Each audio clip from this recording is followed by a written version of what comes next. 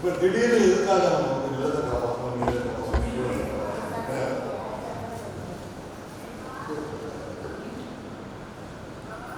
யாருடைய வளர்ச்சிக்காகவோ ஈடுபட்டு கொண்டு அது நம்முடைய வளர்ச்சியை ஏமாற்றி நிலத்தை பிரிக்கின்ற ஒரு மோசடி நடந்து கொண்டிருக்கிறது. நீங்களாம் பார்க்கலாம். இப்போ இங்கேருந்து தஞ்சாவூருக்கு சென்னைக்கு போகிறதுனா 8 வழி சாலை, அது பறக்கிறதுக்கு காரு, ஒவ்வொரு காரு 45 ரூபாய். கோடிக்கணக்கான கார்கள் விற்றுருக்காங்க. இந்த கோடிக்கணக்கான கார்களில் ஒரு கார் கூட இந்தியாவில் தயாரிக்கப்பட்டதே கிடையாது. அப்போ இந்த சாலைகளை போடுறது வாய்ப்பாய் காலத்தில் அவங்க தங்கநாதர் சாலை, தங்கநாதர் சாலை அதுக்காக நடத்த போட்டாங்க, டோல்கேட் போட்டாங்க. கடைசியில் விற்று முதலாக வந்து கார் பண்ணிக்கார வெளிநாட்டு பண்ணிக்கிறாங்க. இதை நம்ம வந்து பூர்மையாக கவனிக்கணும். இன்னைக்கு விற்றுக்கிறது கார் நீங்கள் போக முடியல, பேங்க் விட்டு லோன் கொடுக்க சொல்கிறாங்க, வட்டி லோன் கொடுக்க. கார் இஎம்ஐ கட்டுவான், பைக் வாங்கணும் இஎம்ஐ கட்டுவான். சரி, எதுக்கு இதெல்லாம் அப்படின்னு கேட்டாங்க, எப்படி கட்ட முடியும்? வேலையில் இருக்கிறவங்க லஞ்சம் வாங்கலாம் எப்பயாவது தெரியும்.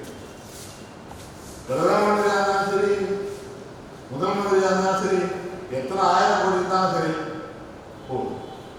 வட இந்தியாவில் இப்போ வந்து ஒரு பாட்டு ஓடிட்டு चाय बेचने वाला सारा देश को बेच रहा है. चाय बेचने वाला டீ விற்கிறவன் இப்போ இந்தியாவே விற்றுட்டு இருக்காங்க. எப்படின்னு சொன்னாங்க, சில விஷயங்கள்லாம் பாருங்க. ஒன்றியத்தில் வந்து 81 கோடி 82 கோடி வச்சுக்கோங்க நிலம் இருக்கு. இதில் பயிர் செய்யறது 34 கோடி நிலம் தான். இதை வந்து நம்ம பிரித்து கொடுத்தோம்னால எல்லாருக்கும் ஆளுக்கு 29 24 சென்ட் தான் கிடைக்கும். இப்போ கூட நிலம் 24 சென்ட் தான் கிடைக்கும். இதில் மானாவாரி நிலம் 59 இருக்கிற நேரத்தில் பாதி நேரத்துக்கு மேலே மானாவாரி.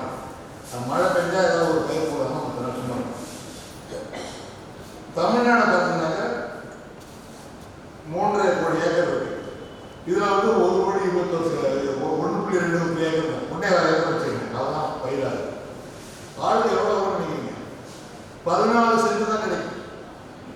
இந்த 14 சென்ட் இருக்கிற நிலத்திலையும் நான் இங்கே ஒரு 4 வழி போடுறேன், அங்கே ஒரு 6 வழி போடுறேன், இங்கே ஒரு 8 வழி போடுறேன், இங்கே ஒரு சிப்காட் போடுறேன், கன்னியாகுமரி ஒரு சிப்காட் போடுறேன். யாருக்காக போடுறேன்? தஞ்சாவூர் சிப்காட் இருக்காது. அந்த சிப்காட் என்ன உற்பத்தி பண்ணிட்டு இருக்கு? அதனால நாட்டுக்கு என்ன நிலம் வந்து சாதாரண மக்களுக்கு என்ன கிடைச்சது? ஒரு இடம். இதெல்லாம் வந்து வளைக்கிறாங்க, நிலத்தை வளைக்கிறாங்க, இந்த மாதிரி ஃபெசிலிட்டிஸுக்கு வளைக்கிறாங்க. கோயில் சொத்துக்கு குடும்ப சொத்துலாம் வச்சுக்கிறாங்க. அப்புறம் நான் வந்து ஒரு பஸ் ஸ்டாண்ட் கட்டணும், அதுக்கு 200 ஏக்கர் வேணாங்க, பெரிய தொகைக்கு வந்து ட்ரான்ஸ்ஃபர் பண்ணணும். இதை தான் நம்ம வந்து பொறுமையாக கவனிங்க பார்த்தோம்னு சொன்னாங்க. வளர்ச்சிங்கிறது ஒரு பெரிய மாயம், ஒரு ஏமாற்று வேலை. வளர்ச்சி இருக்கு, யாருக்கு இருக்குன்னா முதல் போட்டு செய்யறாங்க அவங்க இருக்கு. இப்போ எவ்வளோ கட்டடம் கட்டிருக்காங்க, ஒரு போட்டு பிளாட்டும் 2 கோடி ரூபாய், 1.5 கோடி ரூபாய். ஐயா உங்களுக்கு எத்தனை பிளாட் பண்ணி சொல்லுங்க? 2 கோடி ரூபா தான் அவங்க. ஒரு 5000 வாங்கி கொடுங்களா? விற்காம இருக்கு. இதுக்காக காலையில் இருக்க மணல் வேணாம், குளிர்ந்து இருக்க மணல் வேணாம், வெண்ணாரில் இருக்கிற மணல் வேணாம், அருகில் உள்ள எல்லாத்தையும் கல்வி கொண்டு சிமெண்ட் ஆக்கினா, வெளிநாட்டில் மூலதனம் போட்டு போட்டோம். இதில் வந்து மக்களுக்கு என்ன கிடைக்குது? அருகில் போய் பாருங்க, ஒரே வியாதி, தண்ணி குடிக்கிற தண்ணி இல்லாமல் தவிக்கிறாங்க. இப்போ இந்த தண்ணி சரியாக போகாதனால அவங்க வெள்ளம் வந்து நாங்கள் வறட்சி இருந்தோம். காவிரி நாரிட்டு கிடைக்குது. இப்போ இவ்வளோதையும் வந்து நம்ம பார்க்கறதுதான் கேட்டாங்க, வளர்ச்சிங்கிற ஒரு வார்த்தையை வச்சு மக்களை ஏமாற்றி இருக்கிற வளங்கள் குறையுது. எவ்வளவு குறையுது? நம்ம வந்து ஒரு பிரதம மந்திரின்னு ஒரு ஆள் இருக்காரு, ஒரு முண்டா கட்டிட்டு விவசாயம் போட்டுட்டு புடவை மாதிரி ஒரு இதை கட்டிட்டு என்ன பேச்சு பேசினாரு அவர். இப்போ தொங்கி போய் கிடக்கிறார். ஏன்னாக்க ஊர்வா போய் கிட வாங்க, ஊர்வா போய் அடானி அம்பானியா உலகம் திருப்பி கட்டுறதுக்கு என்ன பண்ணுவாங்க? நிலத்தை விற்கிறார்கள். நல்லா ஆரம்பிச்சு நிலத்தை விற்கிறாங்க. எவ்வளோ நிலத்தை விற்கிறாங்கன்னு கேட்டாக்க, எண்ணெய் எடுக்கிறதுக்கு 5 கோடி ஏக்கர், எண்ணெய் எடுக்கிறதுக்கு 5 கோடி ஏக்கர், கடல் பரப்புல வந்து 725 கோடி ஏக்கர், நிலம் நீர்ப்பரப்பு எல்லாத்தையும் சேர்த்து கிட்டத்தட்ட 81.6 பாங்க.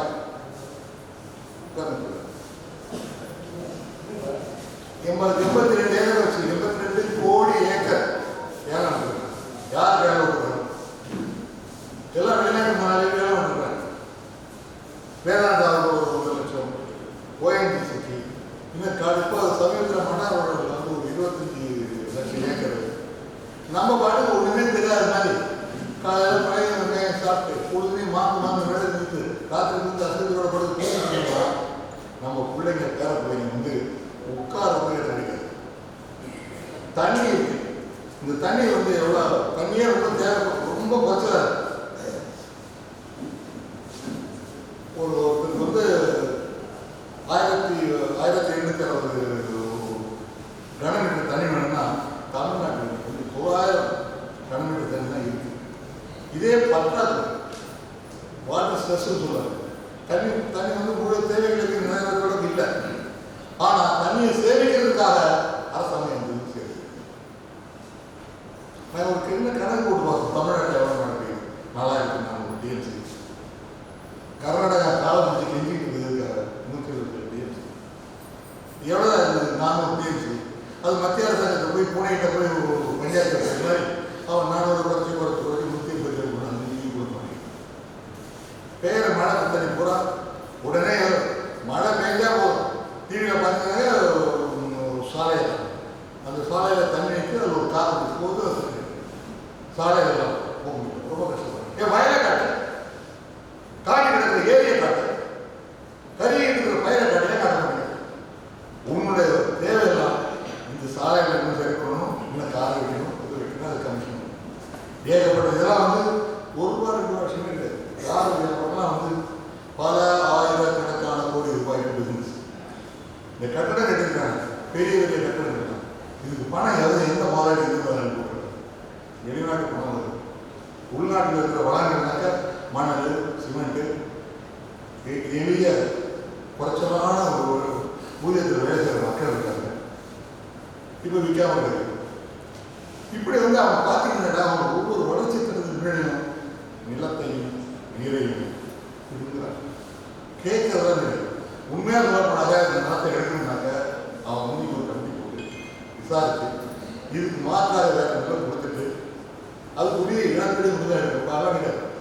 ஐயா உட்காந்து பாருங்க, அவர் உடல் நிறைய கொடுத்தாங்க. உடல் நிறைய தராங்க. பட்டதாரி இல்லைங்க. அவர் வந்து ஒரு சிற்காடு நிலையிலிருந்து பெரிய மந்திரி அதாவது இப்படி ஜனங்களாச்சார் கொடுக்கக்கூடாது, முடிச்சு உண்டாது. அப்புறம் மக்கள்லாம் போறாங்க வெளியே. அங்கே ஒரு மாநாடு நடந்த ஒரு கட்சி மாநாடு, அதுக்கு மண் எடுத்தாங்க. 2 ஆத்துமலை எடுத்து கூட மருந்து முடிச்சு விடுறாங்க.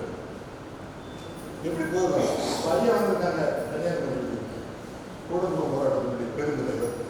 அவங்க ஊருக்கு பக்கத்துலேயே ஒரு சிற்காடு. இப்போ ஏரியா ஒரு சிப்காட் நம்ம தொழில் எப்படி தான் வளருன்னு கேட்கலாம். நீ எங்கடா வளர்த்துருக்கேன்னு கேட்கணும். என்ன தொழில் வளர்த்துரு? விவசாயத்தில் வளர்த்துக்க முடியாது. பசுமை புரட்சின்னு சொன்னேன். இப்போ எல்லாம் விவசாயம் நடத்துருக்கு. தொழிலாளர்களோட எல்லாம் வந்துருங்க. தொழிலாளர்கள் திருப்பூர்காங்க போயிட்டு திருப்பூர்ல வெட்டி ஏதோ நான் ட்ரம்ப் 3 ஆண்டு போட்டுருக்காங்க. இப்போ அவங்க எங்கே போகணும்?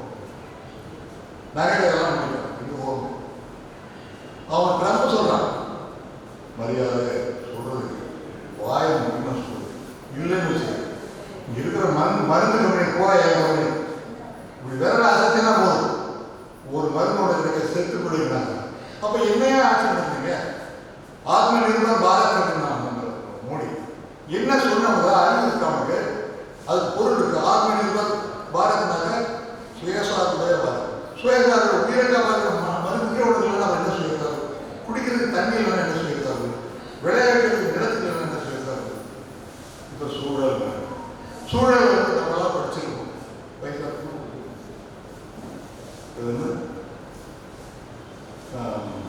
தொழில் புரட்சி. இந்த தொழில் புரட்சி வந்து ஒரே உலகத்தை பிடிக்கிட்டு எல்லாம் நிறைய அடிமைப்பட்டான். அந்த மொத்தத்தில் உற்பத்தி பண்ணி எல்லாத்தையும் விற்று காசாகிறான். அது மீறி போகிறப்ப இருக்கிறவங்க இந்தியாவில் கோடிக்கணக்கான பேர் சாகும். இது பெரிய புரட்சி. அதை விட மோசமானது வந்து அந்த புகை.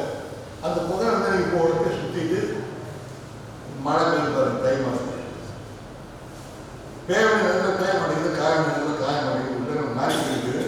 இப்போ இந்த சூழ்நிலை